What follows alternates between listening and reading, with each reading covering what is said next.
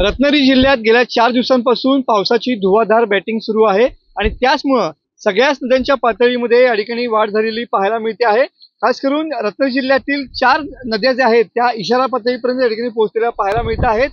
तर खेडमधील जगबुडी नदी सध्या धोक्याच्या पातळीवरती आलेली पाहायला मिळते आहे। चिपळुणातील वाशिष्ठी, संगमेश्वरमधील सोनवी, शास्त्री आणि पाव नदी देखील या ठिकाणी इशारा पातळीच्या ठिकाणी आलेली पाहायला मिळते आहे।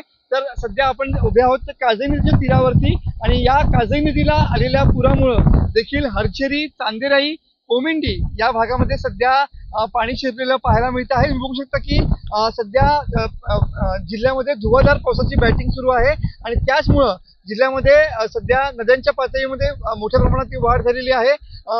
पात्राशी जे नद्यांचं पाणी आहे किंवा नदीचं पाणी जे आहे ते या ठिकाणी शेतीमध्ये सुद्धा घुसलेलं पाहायला मिळत आहे। सध्या काजळी नदीला देखील या ठिकाणी पूर आलेला पाहायला मिळतोय। त्याच पद्धतीनं राजापूर तालुक्यातील गोदावरी नदीला देखील या ठिकाणी पूर आलेला आहे आणि त्यामुळं राजापूर शहरामध्ये देखील सध्या 4 ते 5 फुटांचं पाणी या ठिकाणी पाहायला मिळत आहे।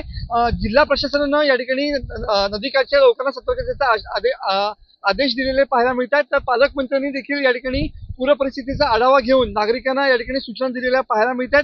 एकंदरीत सध्या जिल्ह्यामध्ये जी पूर परिस्थिती आहे त्यानुसार सध्या लोकांनी काळजी घ्यावी आणि लोकांनी गरज असल्यास बाहेर पडावं असं आवाहन केलं गेलेलं पाहायला मिळतंय। तर पुढचे 24 तास अशाच पद्धतीनं मुसळधार पावसाचा इशारा कोकणासाठी हवामान खात्याने दिलेला पाहायला मिळतोय। मनोज दले, TV9 मराठी, रत्नागिरी।